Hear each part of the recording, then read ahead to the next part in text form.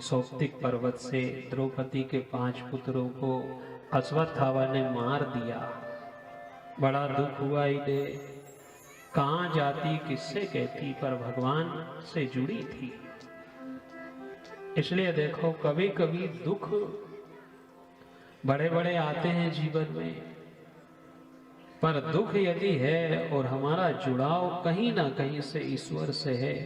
भगवान कृष्ण जी के पास गई कि प्रभु देखो तो एक गुरु का पुत्र होकर के इसने मेरे 5 पुत्रों को, छोटे से बाल थे, छोटे छोटे थे, और मार दिया, क्यों ना इससे बदला लिया जाए।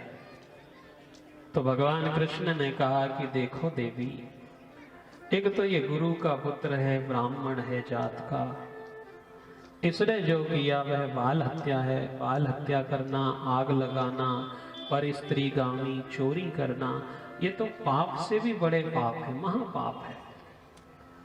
इसका दंड तो ईश्वर इसे दे गई, पर तुम अपने ढंग से अपने पाप को मत मोल लो, इसको इसके स्तर पर छोड़ दो।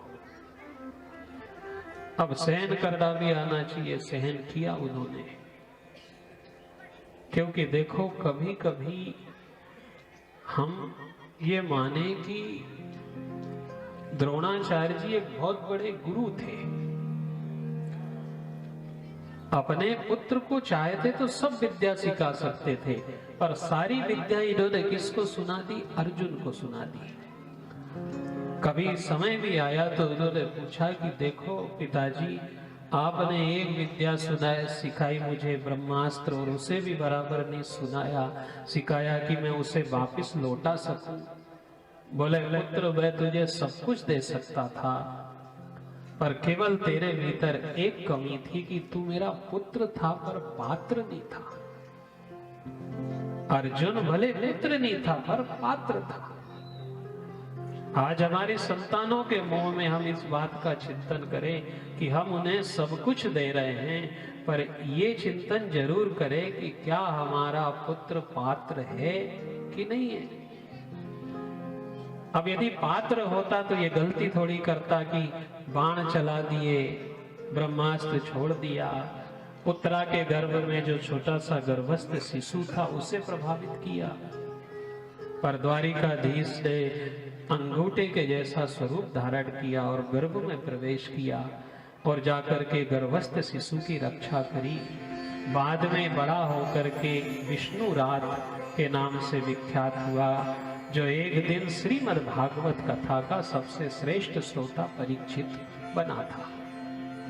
उन्हीं के कारण हमने सबने ये सत्यापहरण की विधि से भगवान की कथा आज हम सब सुनते हैं।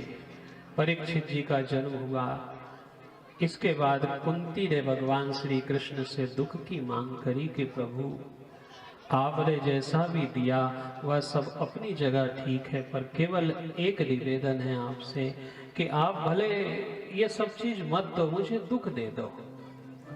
भारत की ऐसी पहली स्त्री थी जो सब कुछ जानती थी, बुद्धिमान थी, पर क्या निवेदन किया कि गोविंद यदि तुम मुझे देना चाहते हो तो तुम मुझे कष्ट दो, दुख दो।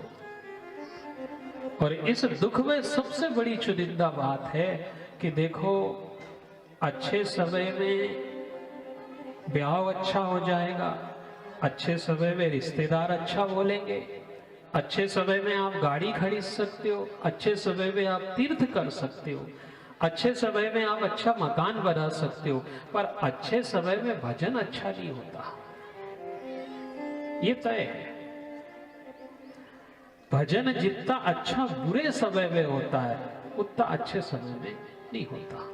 और ये सबसे महत्वपूर्ण चीज है इसकी कि बुरे समय में रिश्तेदार अच्छी बात नहीं करेंगे, मुंह फेर लेंगे, मकान अच्छा नहीं बनेगा, ब्याह अच्छा नहीं होगा, पंगत अच्छी नहीं दे सकते, घर परिवार में अच्छा पेड़ और दे सकते।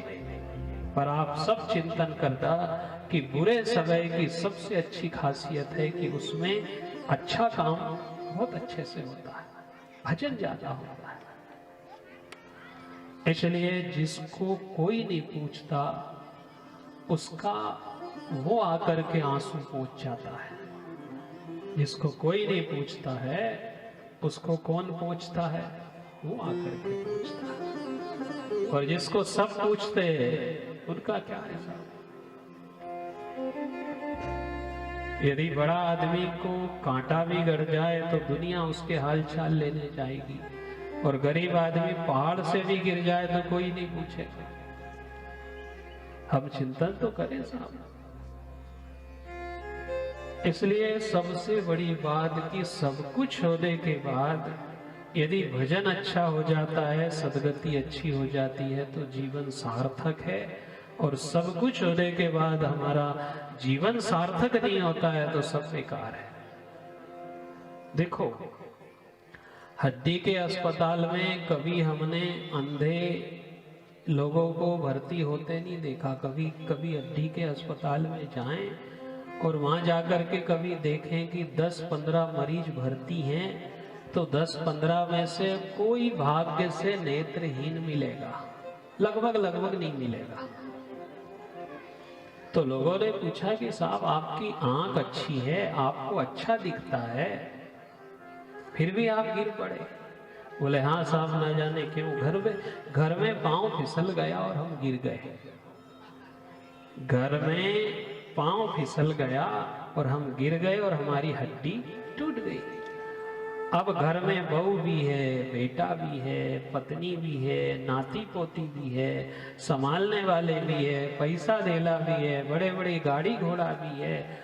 फिर उससे पूछा कि एक बात बताओ, आप अंधे भी नहीं हो, आपको सुनाई भी अच्छी देता है, आप हट्टे कट्टे भी हो, सब होने के बाद कैसे गिर गए? बोले यही तो सबसे बड़ी विडंबना है। सब होने के बाद जब हम घर में गिर सकते हैं तो सब होने के बाद हम नरक में भी गिर सकते हैं। ऐसा जरूरी नहीं है कि जिसकी आंख नहीं हो उसकी हड्डी टूटे। नेत्रवान सब हैं पर नेत्रहीन को कम लगी है। जिनकी आंख नहीं है उनको कभी गिरते नहीं देखा। भगवान तू हमें भले कुछ मत दे पर तेरा साथ दे। और ये सब चिंतन करके